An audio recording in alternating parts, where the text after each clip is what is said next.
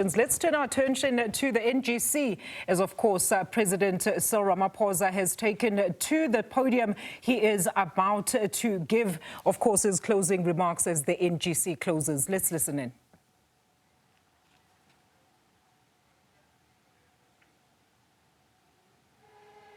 All right, we should be taking you live to, of course, we should be bringing you the natural sound any moment from now. I suppose this is just a welcome by the delegates that are welcoming the party president, that is President Cyril Ramaphosa, who has taken to the podium. He is about to give his closing remarks after 4 days of course, the NGC. Multiple deliberations have taken place, but at the center of those discussions, we understand, was the concept of renewal, where the party went into great lengths in trying to ensure that their organizational structures are being reorganized ahead of next year's local government elections. Let's listen in to President Cyril Ramaphosa.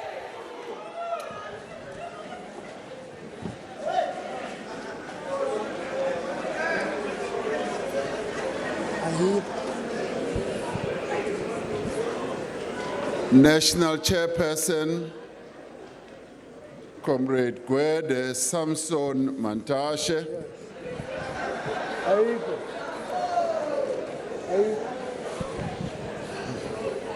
Comrade Deputy President, Comrade Paul Shipokoche Mashatile,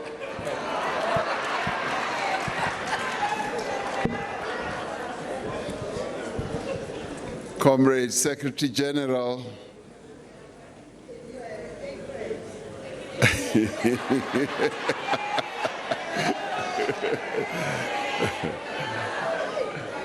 Comrade First Deputy Secretary General, Comrade Second Deputy Secretary General, and Comrade Treasurer General. Members of the National Executive Committee, former President Thabo Mbeki, former Deputy President and Secretary General Comrade Kgalema Motlanthe, the leadership of the ANC Veterans League, the Women's League, the Youth League, and representatives of the MK Liberation War veterans, the leadership of SASCO, the leadership of COSAS, representatives of the Alliance and the Democratic Movement, members of fraternal organizations, comrades delegates, and all comrades present here. We have, comrades, come to the end of the 5th National General Council of the African National Congress.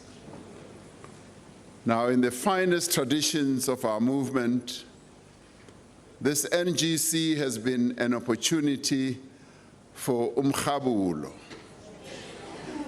an opportunity for thorough political debates. Most importantly, it has been an opportunity to outline a clear path ahead to give effect to the decisions of the 55th National Conference and to advance the historic mission of our movement. In the commissions that I attended, I was impressed to hear how delegates had come to this NGC so well prepared.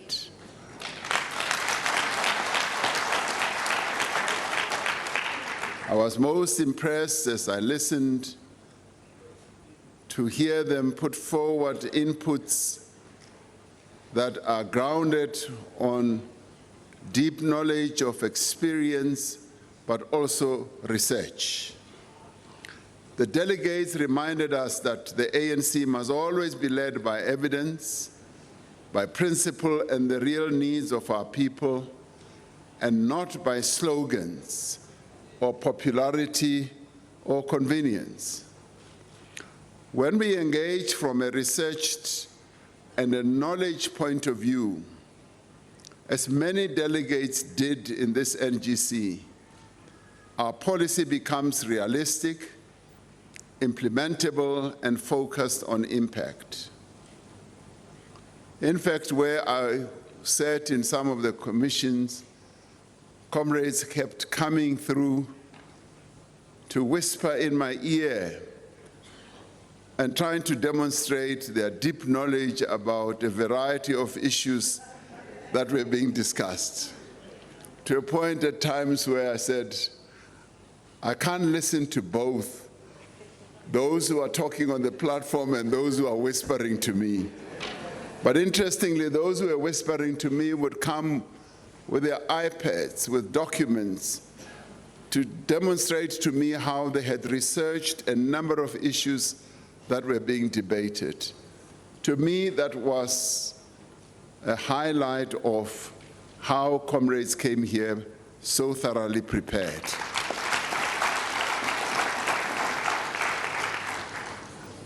The high level of debate was underpinned by the culture which I recognized of reading, analysis, but listening and also thinking. This thoroughgoing preparation by delegates is indicative of a resurgent ANC.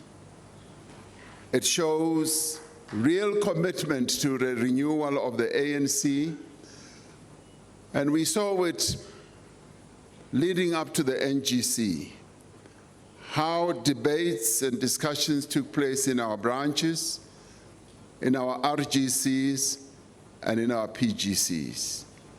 Comrades, what you did ahead of coming to this NGC was most impressive. It was ANC style. Now, the movement must continue to build on these green shoots of renewal. When we read, when we research, when we analyze and think, we decide better. And when we decide better, our people live better. Throughout the NGC, the commissions were packed to capacity, and delegates sat through the commissions. It was not some behavior that we've seen in the past where people would come into the commissions and leave. You stayed in the commissions, and we say thank you for that. And you debated in a calm and comradely atmosphere. The delegation breakdown between men and women and young and old shows great improvement in our movement. Women and young people are participating in great and impressive numbers. Now, I saw that delegates remained focused on the tasks at hand.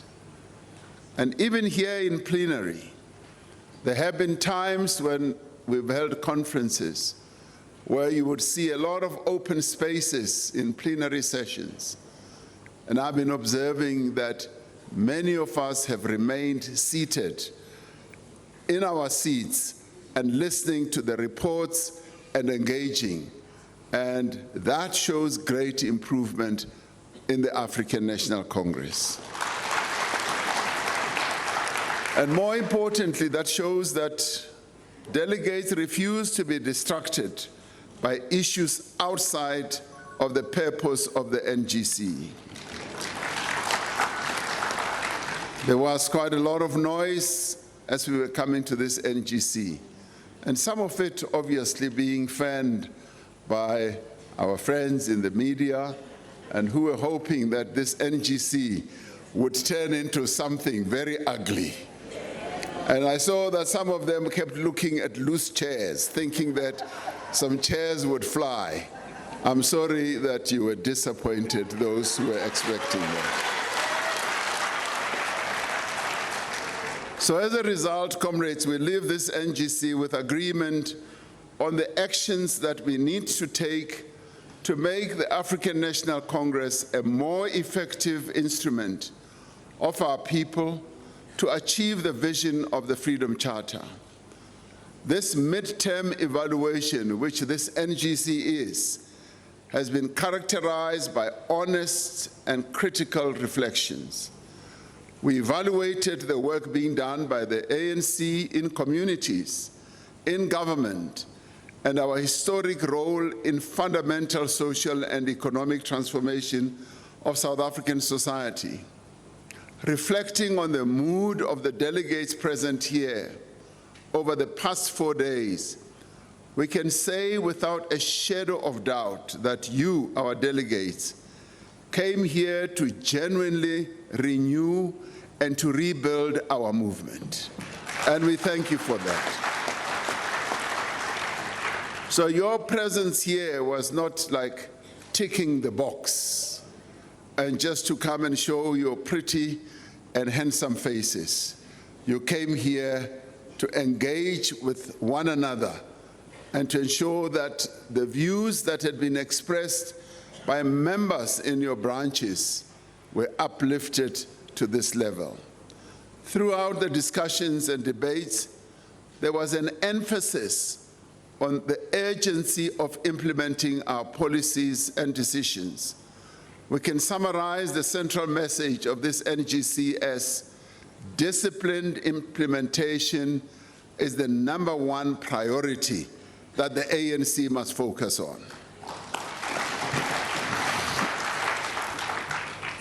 We agreed that we must rid our movement and indeed our government of this disease of not implementing decisions that have been taken.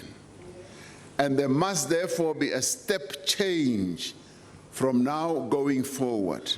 We must inculcate in our culture of work the ability to take decisions and immediately work on a time frame of when those decisions will be implemented as a matter of must. That is what we should do. We agreed that since the 1994 democratic breakthrough, a lot has been done in changing South Africa's political and legal landscape. We have a transformative constitution, a progressive Bill of Rights, and democratic institutions that safeguard the rights and freedoms of our people and ensure that government is based on the democratic will of the people of South Africa. Successive ANC-led administrations have quantitatively improved the lives of millions of South Africans and expanded access to a variety of basic services and infrastructure. They have expanded access to housing, to healthcare, education, electricity, water, sanitation, and a social security net to those who need state support. We have witnessed a significant growth of the black middle class, the black professionals, black-owned and women-owned businesses in many sectors of the economy. That is success that we have been able to bring about to this country. The NGC supported the decision to form an inclusive ANC-led government of national unity as a tactical intervention that doesn't change the ANC's long-term strategy for fundamental transformation. While supporting the NEC intervention fully and decision fully, the NGC correctly noted that some parties that have been using the GNU to try to undermine the transformation of our country as mandated by our Constitution, the Supreme Court of our land, should not succeed to stop the transformation process. Accordingly, the NEC has been mandated to strengthen the ANC's capacity to drive progressive policies in the GNU and to ensure delivery of immediate results on jobs, inclusive growth, tackling poverty, inequality, and fighting crime and corruption. The NEC, as mandated by this NGC, should continue to monitor and assess the performance of the GNU and make the necessary interventions to ensure that the GNU serves the interests of the people of South Africa. The subjective organizational weaknesses of the ANC and the alliance and the increasingly difficult objective economic conditions of the motive forces require a combination of both organizational renewal as well as the national renewal of our country. We must therefore renew and rebuild and continue to rebuild both the ANC and the alliance with a specific focus on inclusive economic growth and the safety and security of the citizens of our country. We salute the 125,000 members of the African National Congress from 1,600 branches who have already completed the foundation course. Now, our aim, as we launch the foundation course, our aim is to ensure that every ANC member and every ANC leader understands the core principles, the values, and the policies of our movement. This will lay the basis for vibrant and revived and renewed branches and upgrade the quality of our comrades. We also take heart from the substantial progress we have made in developing our new membership system and the many branches and members who now have access to this important mechanism that confirms their identity as members of the ANC, so as to ensure an effective membership system. Vibrant ANC branches with consistent community outreach programs serving our people are the foundation of a renewed ANC. Our process of branch functionality audits will ensure that we are monitoring the rebuilding of our structures and sharing good practice throughout the organization. And we should be able to have peer sharing of the practices that we get involved in.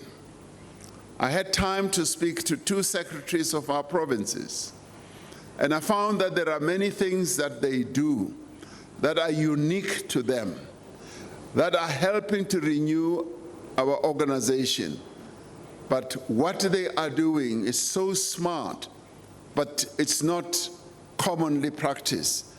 And so therefore, I'm going to be urging the SG that there should be a peer sharing of information. Those provinces that do well in certain areas should be able to share with those other provinces so that all of us must rise to good functionality at the same time. Now, every branch must conduct an audit of ward-based challenges and issues which will in turn inform the branch's program of action to focus on the resolution of local issues that affect our people. No ANC branch can claim to lead a community that is not rooted, when itself and its leadership are not rooted in the daily struggles of the community that that branch exists in to give our people a better life. That is so important. It is the ANC that must have an ever-presence in our communities. When communities are going through challenges of whatever nature, they must be able to call on the ANC to come to their assistance. They must be able to know that the ANC leaders in the area are the ones who can help to provide solutions, be it with the local municipality, be it with any institution that should serve our people. Our people's first call in dealing with their challenges must be the African National Congress at all times. Now, rebuilding a culture of integrity and ethics is central to our renewal process as an organization. And in this regard, we want to salute the important work of the ANC Integrity Commission on guiding our approach to these difficult matters. And these, yes, are difficult matters that we have had to be dealing with over time. And the processes and the interventions are maturing, are getting better all the time. We note that the step-aside decision is now being implemented with greater consistency across our structures. Those members who are stepping aside voluntarily, while the matters that could bring the ANC into disrepute are being processed, are to be applauded, because a number of them have come forward. And in honoring the integrity of the ANC, they are the ones who themselves say, I would like to step aside. The issues that impact on the integrity of the ANC are being taken to heart by the membership. And this is to be welcomed, because this is an area where we are seeing progress on a progressive basis. This NGC has raised deep concern about the negative impact of the current state of the alliance on the ability of the progressive forces to execute a revolutionary agenda to defend and advance the NDR. Accordingly, this NGC has supported the NEC's assessment that the South African Communist Party's resolution to have SACP candidates being fielded in the 2026 local government election does not or will not only have tactical implications, but will also have strategic implications for the alliance as a whole and the prosecution of the NDR. It has been agreed that the alliance leadership must meet urgently to develop a common approach to the reconfiguration and renewal of the alliance in a manner that safeguards unity and cohesion and avoids further confusion, division, and conflict among the rank and file on the ground. And I know that this is sounding like a broken record, but we should, in a painstaking way, continue to engage. And this is what this NGC has said. The ANC, as the leader of the alliance and the NDR, should not give up on its historic responsibility and effort to unite the alliance, including continuing to engage with the SACP to ensure that we approach the elections in the way that we have always done in the past, as a common platform. However,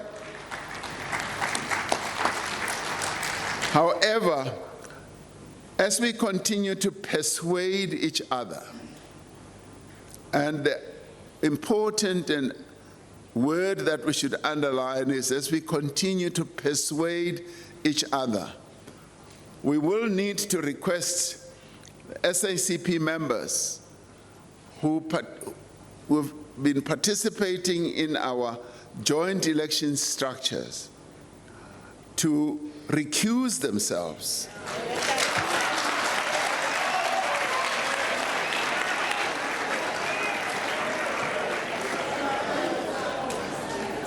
Ngiyabona ke niyayithanda ke le.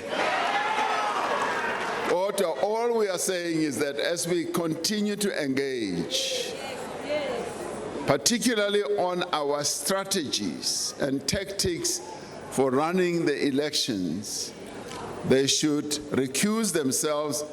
And may I add that a number of them themselves feel that they will be conflicted and they are recusing themselves until we solve this problem. And I have confidence that we will solve it. On economic transformation, the NGC observed that the country has made significant progress. I will wait until Mamele.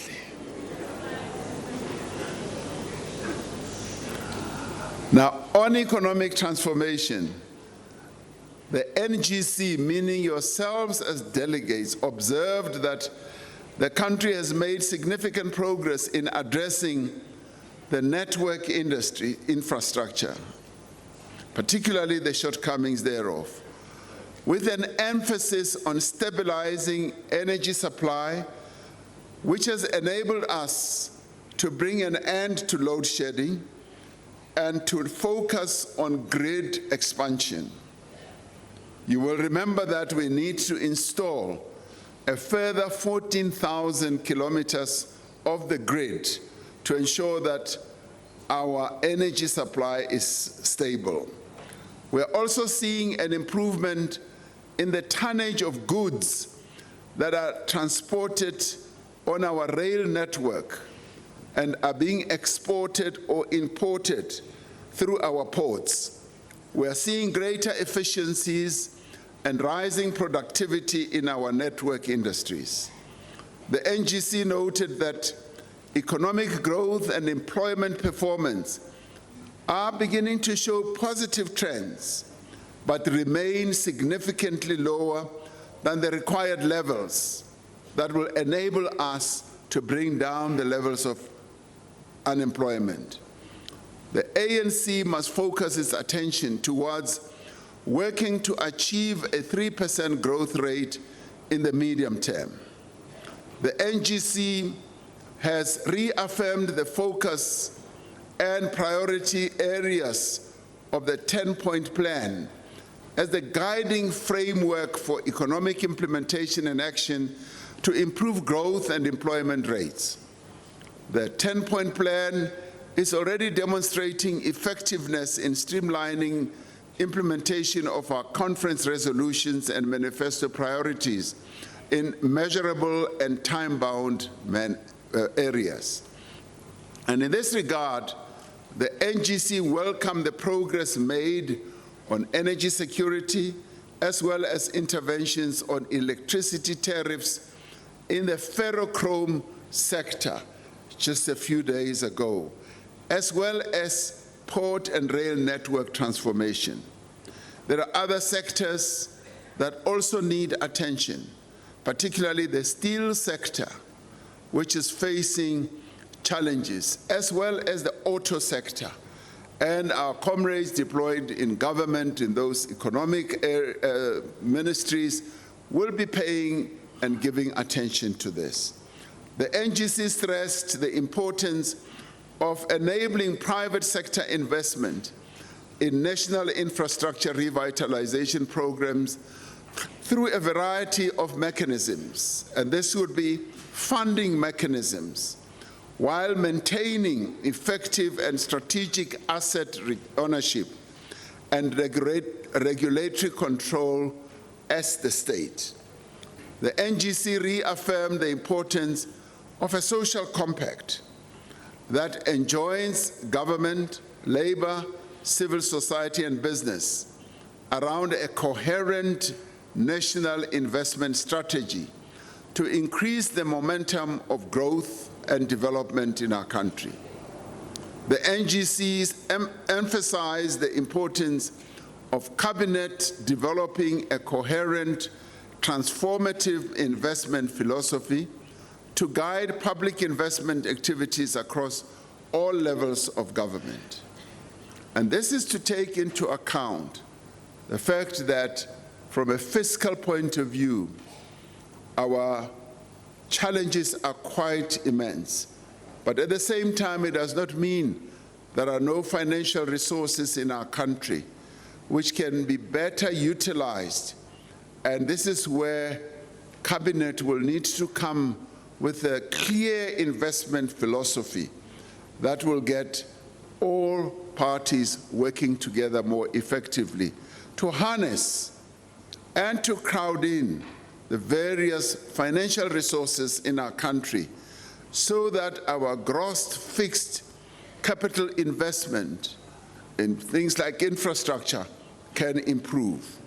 The NGC places emphasis on strengthening the project and contract management capability of government to execute projects in line with public interest priorities, acknowledging the challenges confronting small enterprises in our townships and rural areas. The NGC mandates government to ensure access to finance and appropriate skills training to small and medium enterprises, because it is through small and medium enterprises that we can turbocharge the growth of our economy to higher levels. But they need skills and finance, and our deployed comrades are mandated by this NGC to focus on that area. Recognizing that there remains a challenge in the skills ecosystem, the NGC has mandated government to institute a review of the SETA system in relation to industry requirements. The NGC agreed that we must proceed to implement the dual skills acquisition system to foster a skills revolution. Now, the NGC appreciates the progress that has been made in enabling access to education from a foundational education level right through to tertiary education level, and recognizes that we need to introduce improvements. And SASCO has said that they have a proposal on how we can reform our education system, and they want to come with a number of proposals. We've agreed that those will be presented to the policy conference and debated thoroughly. But in the intervening period, we will want to hear the young people in terms of what their proposals are. Now, the NGC reaffirms its commitment to a broad-based structural transformation and all socio-economic redress policies, which means the NGC reiterates the ANC's position on broad-based black economic empowerment, that we cannot retreat on that,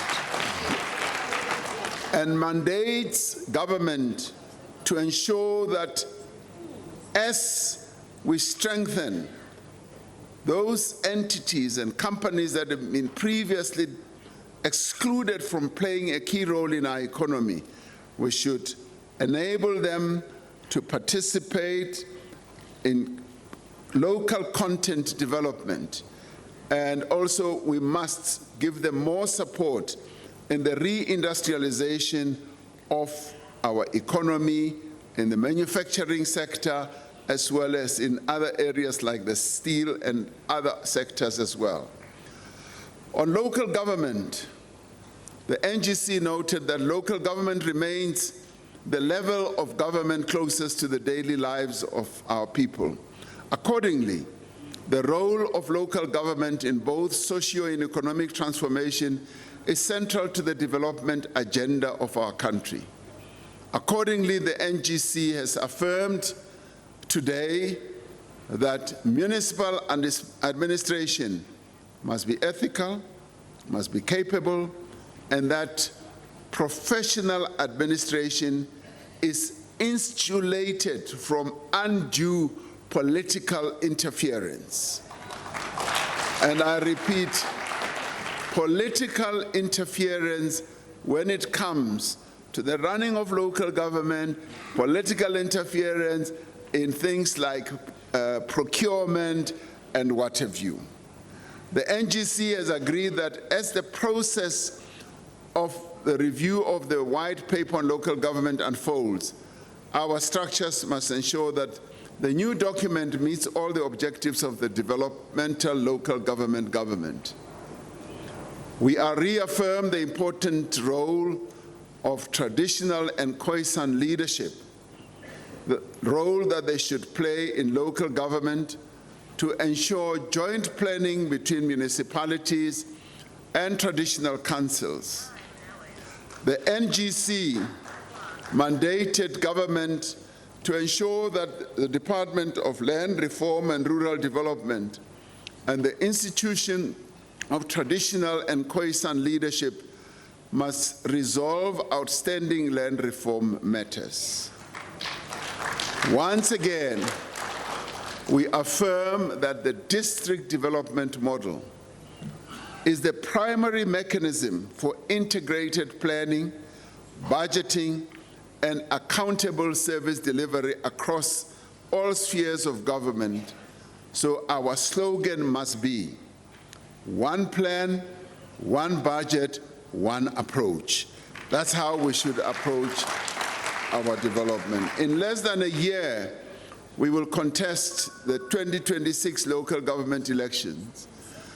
This will be an important test of the extent to which we have managed to renew the support and confidence of our people.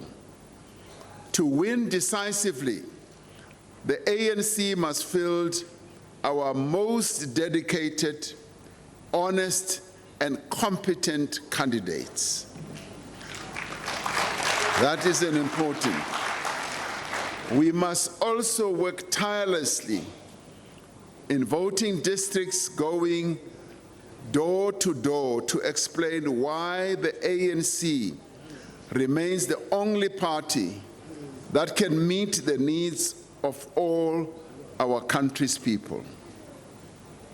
And I want to emphasize, comrades, that the door-to-door process does work. From 1994 and throughout the various elections, we were able to acquire high levels of support because we focused on door-to-door. And we focused on our street sheets to report the extent to which our comrades, our leaders, our volunteers were able to reach all our voters. Somehow, we got to a point of even knowing how each household would vote. And we would say, here we're going to go get 5 votes, and this household will get 2, the others may go to another party, but we knew our network was rich, it was good, it was effective. We need to go back to that way of working.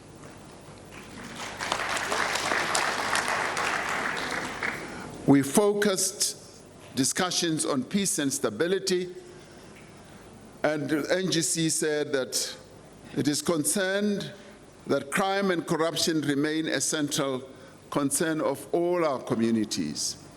The Madlanga Commission will assist us to establish facts and help us to reset the South African Police Service and the criminal justice system over the next decade and many years to come. The classification of gender-based violence and femicide as a national disaster signals a firm commitment to tackle this societal scourge through an all-of-government and all-of-society approach.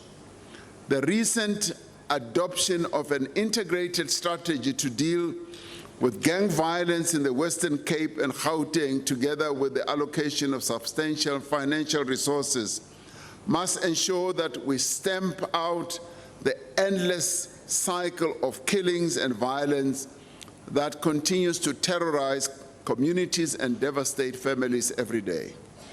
The resolutions of this NGC explicitly recognize the porous borders of our country as a threat to territorial integrity and link them to illegal mining, terrorism, narcotics, trafficking, and transnational organized crime. While the Border Management Authority has been established and initial deployments have begun, financial constraints remain a critical enforcement limitation. Accordingly, the NGC mandates government to look at ways to strengthen the Border Management Authority so that it increases its capability and effectiveness. It is a matter of urgency that we move with speed to update our legislative environment to deal with the new realities in our migration environment. Universal health coverage is a key aspiration of the Freedom Charter. The NGC has agreed that we must proceed with the implementation of the NHI and strengthen all aspects of our health system towards the achievement of affordable, equal, quality health for our people.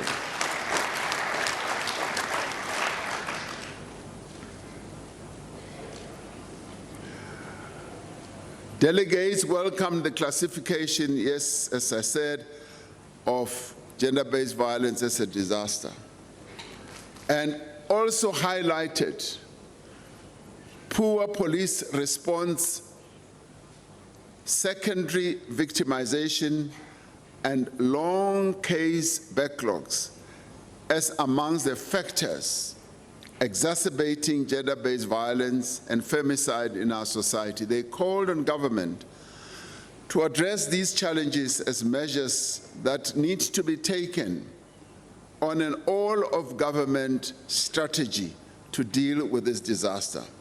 The NGC agreed that the harmful practice of ukutwala, the forced marriage of young girls, must be condemned without any form of ambiguity.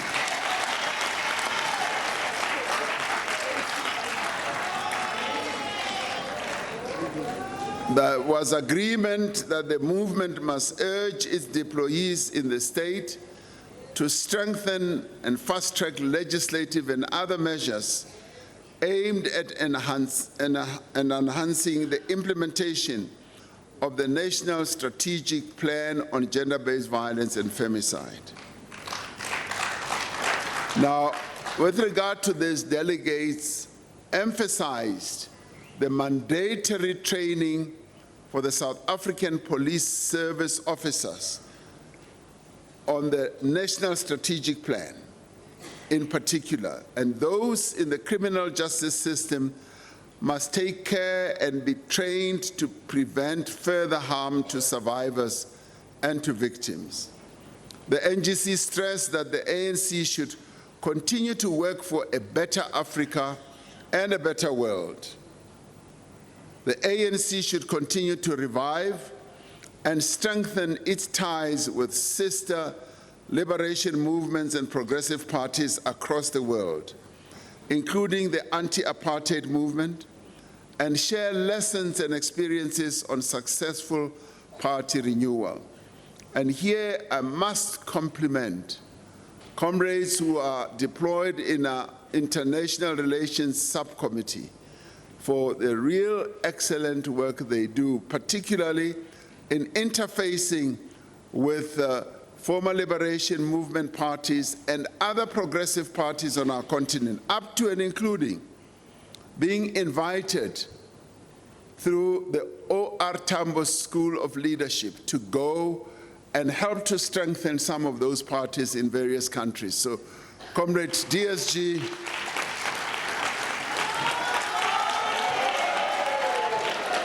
Comrade DSG Mukonyani, and Comrade David Makura, we thank you and applaud you. It isn't often in the ANC It isn't often in our movement to give real good applause to those who are doing good work. I do, and I will, because they are doing good work. We must continue to mobilize international solidarity campaigns with and for the people of Palestine, Western Sahara, and Cuba. South Africa must continue to diversify economic ties and strengthen trade relations with countries in our own continent, the Middle East, Asia, Central and South America, in addition to the relations we already have with Europe and North America. The NGC has agreed that we must continue to anchor all our economic recovery and inclusive growth efforts in Africa. We must strengthen the Global South to strengthen Africa's role in global economic institutions like the IMF and the World Bank. We must continue to promote multilateralism and insist that the United Nations should be at the center of the resolution of international disputes. Commissions called on the NEC to hold all ministers and MPs and premiers, MECs, mayors and councillors accountable and ensure they address poor service delivery, the collapse of infrastructure, and ensure our economy grows and creates work for especially women and young people. Now, this NGC has resolved that we must prioritize nation building, social cohesion, and empowerment of the motive forces to unite society behind the cause of transformation and a better life for all. This informs our endorsement of an inclusive and citizen-led national dialogue. We have agreed that our participation in the national dialogue should be guided by 4 core principles: transparency, inclusivity, objectivity, and action orientation. We need to ensure that all sectors have a voice in shaping the dialogue, and the national dialogue produces measurable outcomes. From this NGC, we have a clear line of march. The delegates to this NGC have acknowledged the great challenges that confront our movement and our country. But we are not daunted by these challenges, and we are not cynical. We can see how far we have come. This gives us a great deal of hope. It inspires us to carry on, to work harder, and to do better. While we have much further to travel, the renewal of our movement is gaining momentum. It is moving forward and will soon be unstoppable, meaning the ANC will soon be unstoppable once again.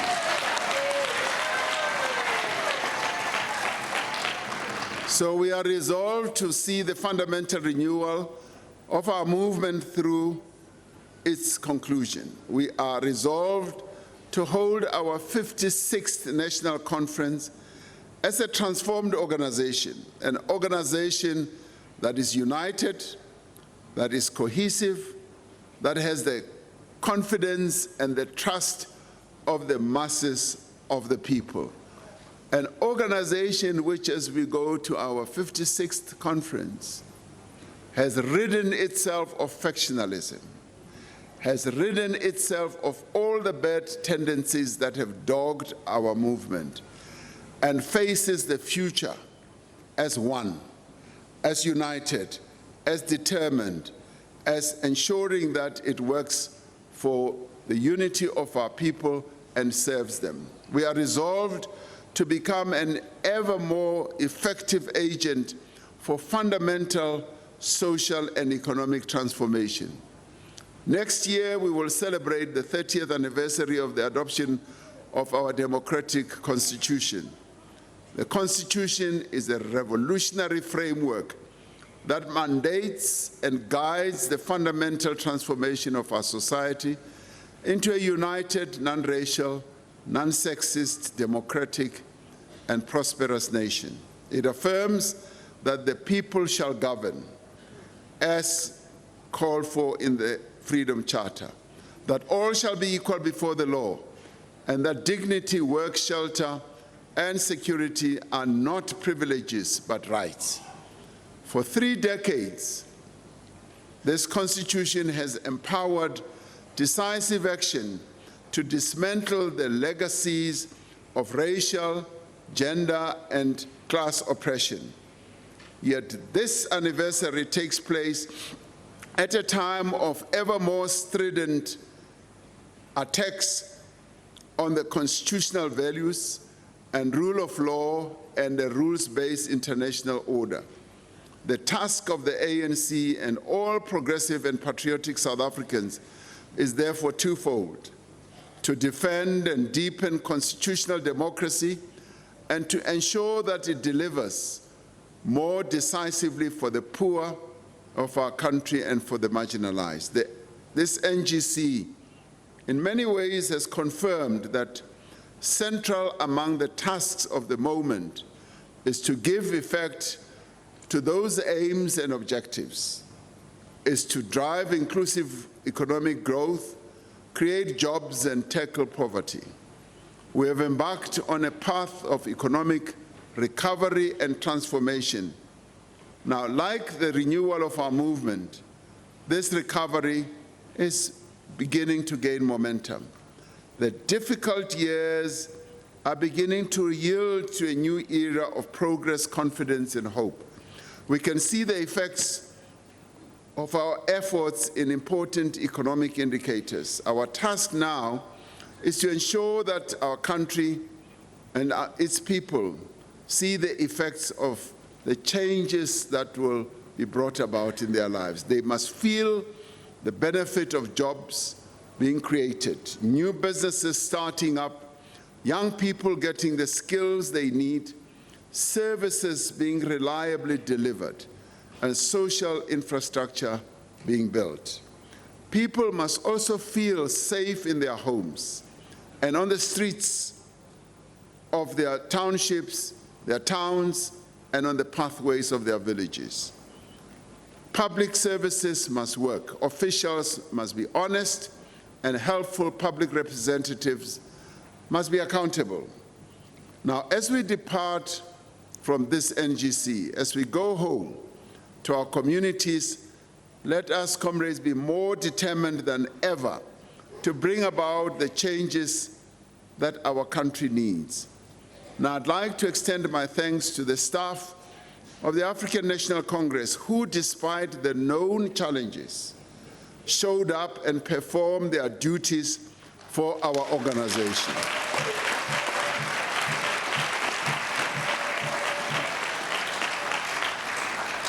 And I know that the TG and the SG are working very hard to make sure that we resolve those challenges. Your hard work and dedication remains unparalleled, and that despite all the problems that you are experiencing, you still come to work. Thank you so much.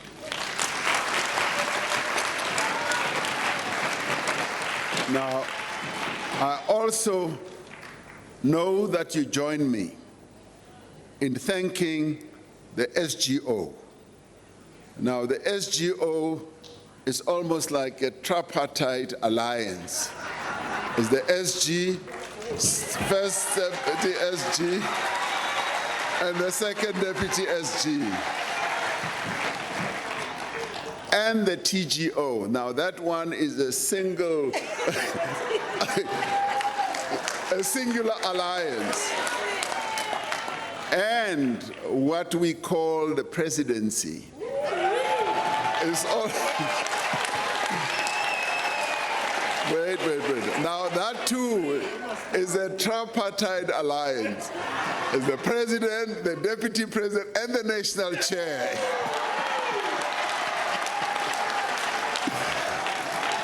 And we also thank the NGC preparatory team. Now, they did all the work. Now, we take the credit, but they worked very hard. We thank them for organizing an inspiring forum for debate and assessment. Finally, I wish to thank all of you as delegates and other participants for their constructive deliberations and contributions. Now, finally, as our forebears did 70 years ago, let us pledge to ourselves that we will spare neither strength nor courage until the democratic changes have been achieved. Now, I wish everyone a very peaceful, festive season,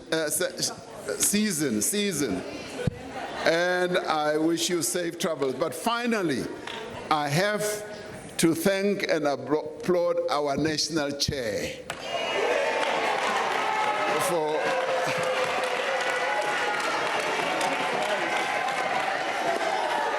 now. Ordinarily, it should be the president who closes the NGC.